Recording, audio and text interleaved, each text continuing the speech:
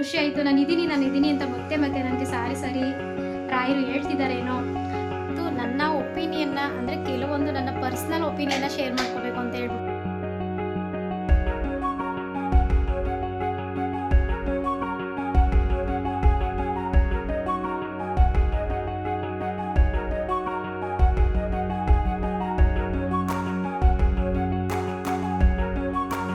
Hi hello friends, ಎಲ್ಲರಿಗೂ ನಮಸ್ಕಾರ. Welcome back to my channel. ಎಲ್ಲರೂ ಹೇಗಿದ್ದೀರಾ? ಇದು ಬಂದು ಗುರುವಾರದ ವ್ಲಾಗ್ ಆಗಿರುತ್ತೆ. ಹಾಗೆ ಇದರಲ್ಲಿ ತುಂಬಾ ಒಂದು ಇವತ್ತಿನ ದಿನ ಸ್ಪೆಷಲ್ ಡೇ. ಅದು ನನಗೆ ಪರ್ಸ್ನಲಿ ಒಂದು ಸ್ಪೆಷಲ್ ಡೇ ಅಂತ ಹೇಳಬಹುದು. ಹಾಗೆ ಇವತ್ತಿನ ವ್ಲಾಗಲ್ಲಿ ಏನಪ್ಪ ಅಂತ ಹೇಳಿದ್ರೆ, ರಾಯರನ್ನು ಯಾರು ತುಂಬ ಬಲವಾಗಿ ನಂಬ್ತಾರೋ ಅವ್ರಿಗೆ ಬೇಗನೆ ಟಚ್ ಆಗುತ್ತೆ ನನ್ನ ಈ ಮಾತುಗಳು. ಹಾಗೆ ಬೇಗ ಅರ್ಥ ಆಗುತ್ತೆ ಕೂಡ ಅವರಿಗೆ. ಯಾಕಪ್ಪ ಇದನ್ನೆಲ್ಲ ಮುಂಚೆನೇ ಹೇಳ್ತಾ ಇದ್ದೀನಿ ಅಂದರೆ, ನನಗೆ ನಂಬಿಕೆ ಇದೆ. ಸೊ ನನ್ನ ಲೈಫಲ್ಲಿ ಇವತ್ತಿನ ದಿನ ಆಗಿರುವಂಥ ಒಂದು ಸಿಚುವೇಶನ್ನ ನಾನು ನಿಮ್ಮ ಹತ್ರ ಶೇರ್ ಮಾಡೋಣ ಅಂತ ಹೇಳಿ ಮಾಡ್ತಾ ಇದ್ದೀನಿ. ಕೆಲವ್ರಿಗೆ ಈ ವ್ಲಾಗ್ ಪೂರ್ತಿ ನೋಡಿದ ಮೇಲೆ ಓ ಇಷ್ಟೇನಾ ಅಂತ ಅನ್ನಿಸ್ಬೋದು, ಅದು ಅವರ ಒಪಿನಿಯನ್. ಬಟ್ ಆ ಜಾಗದಲ್ಲಿರೋ ನಮಗೆ ಅದೆಷ್ಟು ಇಂಪಾರ್ಟೆಂಟು ನಮ್ಮ ಲೈಫಲ್ಲಿ ಅಂತ ನಮಗೆ ಮಾತ್ರ ಗೊತ್ತಿರುತ್ತೆ. ಸೊ ಹಾಗಾಗಿ ವಿಡಿಯೋನ ಎಲ್ಲೂ ಸ್ಕಿಪ್ ಮಾಡದೆ ಕೊನೆ ತನಕ ನೋಡಿ, ಅದೇನು ಅಂತ ನಿಮಗೂ ಕೂಡ ಗೊತ್ತಾಗುತ್ತೆ ಅಂತ ಹೇಳ್ತಾ, ಇವತ್ತು ಬಂದು ಗುರುವಾರ ನಾನು ಈವ್ನಿಂಗಿಂದ ವ್ಲಾಗ್ನ ಸ್ಟಾರ್ಟ್ ಮಾಡಿದ್ದೀನಿ. ಹಾಗೆ ಪೂಜೆನ ಮಾಡೋಕ್ಕೆ ಮುಂಚೆ ಸ್ವಲ್ಪ ಮಕ್ಕಳು ಸ್ಕೂಲಿಂದ ಬಂದಿದ್ರಲ್ವ, ಸೊ ಹಾಗಾಗಿ ಅವರಿಗೆ ಸ್ವಲ್ಪ ಕಾರ್ನ್ಫ್ಲೆಕ್ಸ್ನ ತರಿಸಿದೆ. ಸೊ ಅದನ್ನೆಲ್ಲ ಹಾಲನ್ನು ಕಾಯಿಸಿ ಚೆನ್ನಾಗೆ ಅದನ್ನು ಸ್ವಲ್ಪ ಅವ್ರಿಗೆ ಹಾಕ್ಕೊಟ್ಬಿಟ್ರೆ ತಿಂತಾ ಇರ್ತಾರೆ. ನಾನು ಆರಾಮಾಗಿ ಆಮೇಲೆ ಸ್ವಲ್ಪ ಪೂಜೆ ಎಲ್ಲ ಮಾಡ್ಕೊಳ್ಳೋಣ, ಲೇಟ್ ಆಗುತ್ತೆ ಅಂತೇಳಿ ಎಲ್ಲನೂ ಕೂಡ ರೆಡಿ ಮಾಡಿ ಅವ್ರಿಗೂ ಕೂಡ ಕೊಟ್ಟಿದ್ದಾಯಿತು. ಇನ್ನು ಸ್ವಲ್ಪ ರಾಯರಿಗೆ ಪೂಜೆಗೆ ಸ್ವಲ್ಪ ಪ್ರಸಾದ ಮಾಡ್ಕೊಳ್ಳೋಣ ಅಂತೇಳಿ ಸಿಂಪಲಾಗೇ ಮಾಡೋಣ ಏನಾದರೂ ಅಂತೇಳಿ ಸ್ವಲ್ಪ ಹಾಲನ್ನು ಕಾಯೋದಕ್ಕೆ ಅಂತ ಇಟ್ಕೊಂಡೆ. ಹಾಗೆ ಸ್ವಲ್ಪ ದಾಳಿಂಬೆ ಬೀಜಗಳನ್ನು ಕೂಡ ಸ್ವಲ್ಪ ಪ್ರಸಾದಕ್ಕೆ ಆಗುವಷ್ಟೇ ಬಿಡಿಸಿ ಇಟ್ಕೋತಾ ಇದ್ದೀನಿ. ನಾವು ಗುರುವಾರ ಟೈಮು ಯಾವಾಗಲೇ ಪೂಜೆ ಮಾಡಿದಾಗ ಏನಾದ್ರೂ ನಾನು ಈ ಥರ ಪ್ರಸಾದನಾದರೂ ಮಾಡಿಟ್ಟಿರ್ತೀನಿ, ಅಥವಾ ಏನೂ ಇಲ್ಲ ಅನ್ನೋ ಟೈಮ್ಗಳಲ್ಲಿ ಏನಾದರೂ ಯಾವುದಾದ್ರೂ ಒಂದು ರೀತಿ ಹಣ್ಣುಗಳನ್ನಾದರೂ ನಾನು ಇಟ್ಟು ಪೂಜೆ ಮಾಡ್ತೀನಿ. ಅಥವಾ ಹಣ್ಣು ಇಲ್ಲ, ಪ್ರಸಾದನ ಮಾಡೋಕ್ಕೂ ನನಗೆ ಟೈಮ್ ಇಲ್ಲ, ಆಗಲ್ಲ ಅಂತ ಹೇಳೋ ಟೈಮಲ್ಲಿ ಒಂದು ಲೋಟ ನೀರಿಗೆ ಒಂದು ತುಳಸಿ ಎಲೆನ ಹಾಕಿ ನಾನು ಇಟ್ಟು ಪೂಜೆನ ಮಾಡ್ತೀನಿ. ಇಲ್ಲ ಅಂತ ಹೇಳಿದ್ರೆ ಒಂದು ಲೋಟ ಹಾಲನ್ನಾದರೂ ನಾನು ಇಟ್ಟು ಪೂಜೆನ ಮಾಡಿರ್ತೀನಿ. ಏನೇ ಇಟ್ಟರೂ ದೇವರಿಗೆ ಬೇಗನೆ ಸಲ್ಲುತ್ತೆ, ಒಂದು ಒಳ್ಳೆ ಮನಸ್ಸಿಂದ ಮಾಡಬೇಕಷ್ಟೇ. ಹಾಗೆ ಇಲ್ಲಿ ಪ್ರಸಾದಕ್ಕೆ ಸ್ವಲ್ಪ ಕಾಯಿಸಿ ಆರಿಸಿರುವಂಥ ಹಾಲನ್ನು ಒಂದು ಕಪ್ಪಲ್ಲಿ ತೊಗೊಂಡಿದ್ದೀನಿ. ಹಾಗೆ ಸ್ವಲ್ಪ ಬಿಡಿಸಿರುವಂಥ ದಾಳಿಂಬೆ ಬೀಜಗಳು, ಸ್ವಲ್ಪ ಬಾದಾಮಿ ಪೀಸ್ಗಳು, ಹಾಗೆ ಸ್ವಲ್ಪ ಸಕ್ಕರೆನೂ ಕೂಡ ಸೇರಿಸ್ಕೊಂಡ್ರೆ ಪ್ರಸಾದ ತುಂಬ ಸರಳವಾಗಿ ರೆಡಿ ಆಗುತ್ತೆ. ಫಸ್ಟೇ ಪ್ರಸಾದನೆಲ್ಲ ರೆಡಿ ಮಾಡಿಕೊಂಡೆ. ಹಾಗೆ ಇಲ್ಲಿ ಸ್ವಲ್ಪ ದೇವ್ರ ಮನೆಗೆ ಬಂದು ಸ್ವಲ್ಪ ಫೋಟೋಗಳಿಗೆಲ್ಲ ಹೂವನ್ನ ಹಾಕೋತಾ ಇದ್ದೀನಿ. ನಾನು ದೀಪಗಳನ್ನೆಲ್ಲ ಎತ್ತೋದು ಯಾವಾಗ ಅಂತ ಹೇಳಿದ್ರೆ ಅಮಾವಾಸ್ಯೆ ಟೈಮು ಇಲ್ಲ ಹುಣ್ಣಿಮೆ ಟೈಮಲ್ಲಿ ನಾನು ಒಂದು 15 ದಿನಕ್ಕೆ ಒಂದು ಸಲ ನಾನು ಎತ್ಕೊತೀನಿ. ಪದೇ ವಾರನೂ ದೀಪಗಳನ್ನೆಲ್ಲ ಎತ್ತಿ ತೊಳೆಯೋದು ಆ ಥರ ಮಾಡೋದ್ರಿಂದ ಸ್ವಲ್ಪ ಏನೋ ಒಂಥರ ಲಕ್ಷ್ಮೀ ದೇವಿ ಹೊರಟೋಗ್ತಾರೆ ಅಂತ ಹೇಳ್ತಾರೆ. ಹಾಗಾಗಿ ನಾನು ಅಮಾವಾಸ್ಯೆ ಟೈಮು ಇಲ್ಲ ಹುಣ್ಣಿಮೆ ಟೈಮ್ಗಳಲ್ಲಿ ಎಲ್ಲನೂ ಎತ್ತಿ ಕ್ಲೀನಾಗಿ ತೊಳೆದು ಪೂಜೆನ ಮಾಡ್ತೀನಿ. ಹಾಗೆ ಇವತ್ತು ಏನು ದೀಪಗಳನ್ನೇನು ಎತ್ತಿಲ್ಲ ಅಲ್ವಾ, ಸೊ ಹಾಗಾಗಿ ಫೋಟೋಗಳನ್ನೆಲ್ಲ ಒರೆಸ್ಕೊಂಡು ಹೂವು ಇಡೋದಷ್ಟೇ ಕೆಲಸ ಇತ್ತು. ಹಾಗಾಗಿ ಎಲ್ಲ ಫೋಟೋಗಳಿಗೂ ಹೂವು ಇಟ್ಟಾಯಿತು. ಹಾಗೆ ನೋಡ್ತಿರ್ಬೋದು ರಾಯರ ಫೋಟೋಗೂ ಕೂಡ ಹೂವು ಇಡ್ತಾನೆ ಇದ್ದೆ. ಪ್ರತಿ ಸತಿನ ಅದು ಬೀಳ್ತಾನೆ ಇತ್ತು, ಒಂದು 2 ಸಲ. ಚಿಕ್ಕ ಫೋಟೋ ಅಲ್ವಾ, ಹಾಗಾಗಿ ಹಂಗೆ ಅಂದ್ಕೊಂಡು ಹೂವನ್ನೆಲ್ಲ ಇಟ್ಟಿದ್ದಾಯಿತು. ಮತ್ತು ಮಂತ್ರಾಲಯದಿಂದ ಏನು ಪ್ರಸಾದ ಬಂದಿತ್ತು ಅದನ್ನು ಕೂಡ ಒಂದು ಬೌಲಲ್ಲಿ ಹಾಕಿಟ್ಟು ಅದಕ್ಕೂ ಸ್ವಲ್ಪ ಹೂವನ್ನ ಹಾಕಿ ಪೂಜೆನೆಲ್ಲ ಮಾಡಿದ ನಂತರ ಆಮೇಲೆ ಪ್ರಸಾದನ ತಗೊಳ್ಳೋಣ ಅಂತ ಹೇಳಿಬಿಟ್ಟು ಅದನ್ನು ಕೂಡ ಎಲ್ಲ ಇಟ್ಟೆ. ಹಾಗೆ ಸ್ವಲ್ಪ ದೀಪನೆಲ್ಲ ಅಂಟಿಸಿ ನೈವೇದ್ಯನೂ ಕೂಡ ತಂದು ಇಟ್ಟಿದ್ದಾಯಿತು ರಾಯರ ಮುಂದೆ.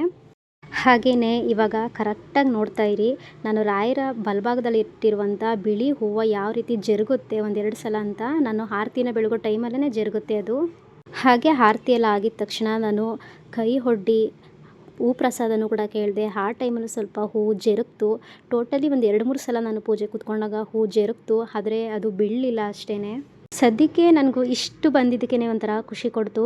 ಏಕೆ ಅಂತ ಹೇಳಿದ್ರೆ ಇವತ್ತು ಮಂತ್ರಾಲಯದಿಂದ ನನಗೆ ರಾಘವೇಂದ್ರ ಸ್ವಾಮಿ ಪ್ರಸಾದನೂ ಕೂಡ ಬಂದಿತ್ತು. ಹಾಗೆ ಅವ್ರ ಫೋಟೋದ ಮುಂದೆ ಹೂ ಕೂಡ ಜರುಗ್ತು. ಅದೇ ಒಂದು ರೀತಿ ಸಮಾಧಾನ ಇವತ್ತಿನ ದಿನ ಅಂತ ಹೇಳ್ಬೋದು.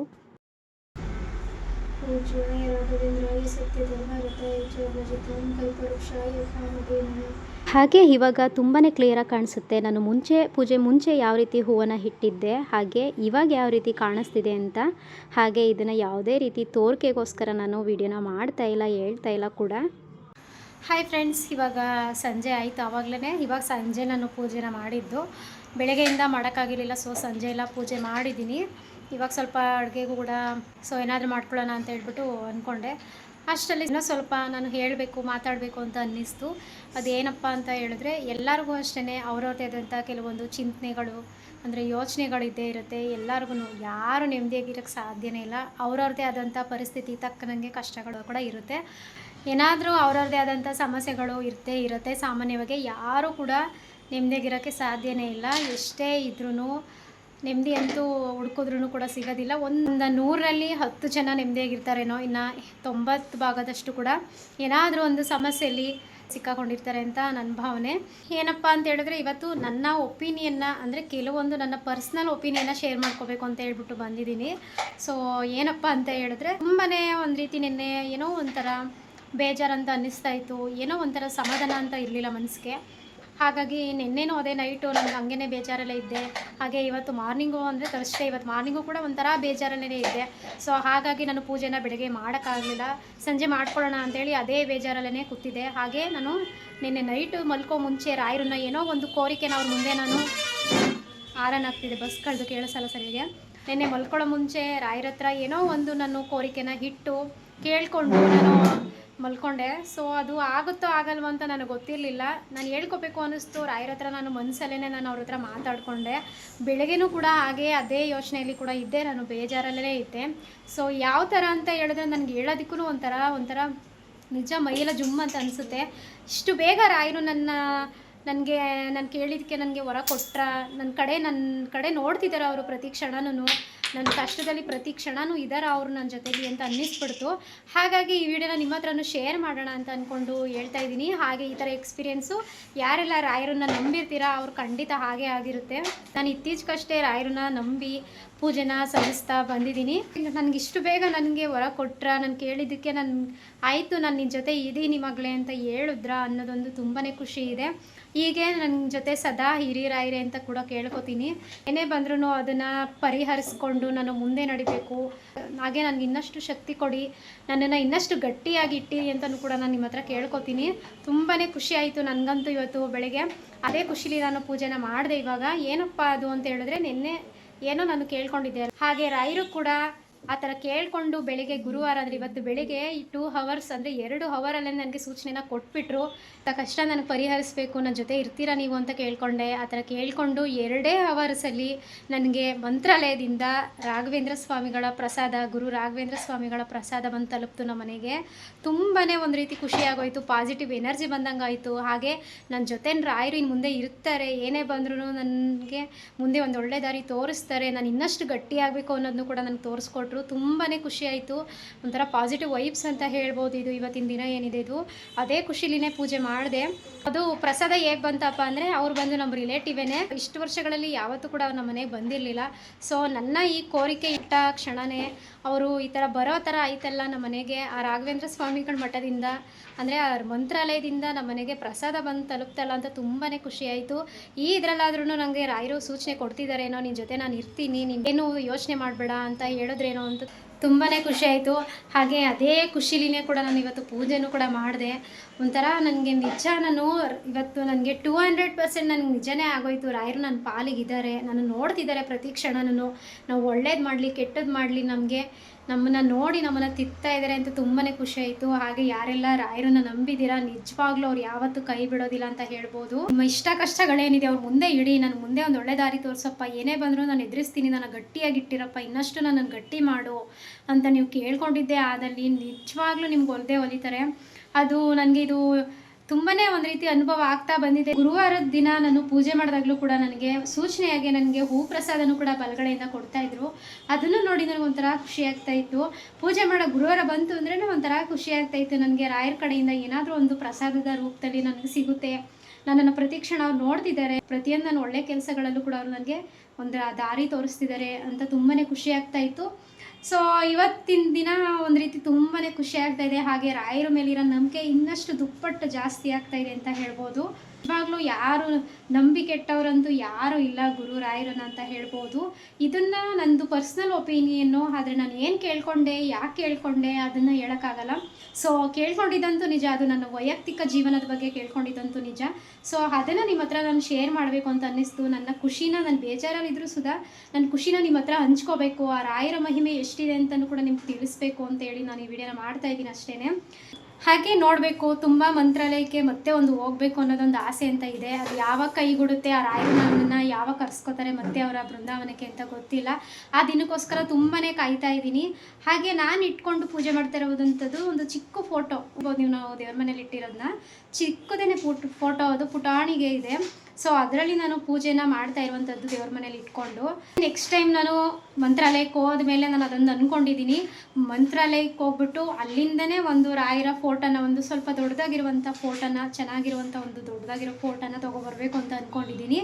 ಏಕೆ ಅಂತ ಹೇಳಿದ್ರೆ ಇವಾಗ ನಾನು ದೇವ್ರ ಮನೇಲಿ ಇಟ್ಕೊಂಡಿದ್ದು ತುಂಬಾ ಚಿಕ್ಕ ಫೋಟೋ. ಸೊ ಅದ್ರ ಜೊತೆ ಅದೊಂದು ದೊಡ್ಡ ಫೋಟೋ ಒಂದು ತೊಗೊಬರೋಣ ಅಂತ ಅಂದ್ಕೊಂಡಿದ್ದೀನಿ.